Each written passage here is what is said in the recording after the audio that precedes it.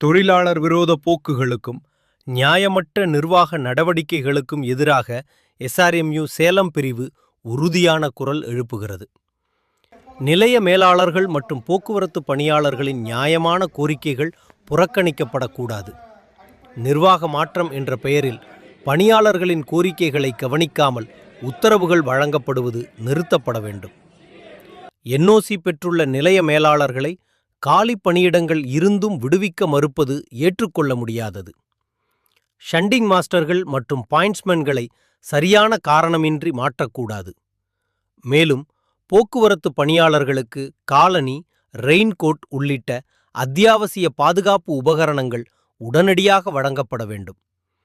இந்த கோரிக்கைகளை வலியுறுத்தி 26/5/2026 செவ்வாய்க்கிழமை அனைத்து ரயில் நிலையங்களிலும் மாபெரும் கண்டன ஆர்ப்பாட்டம் நடைபெறுகிறது.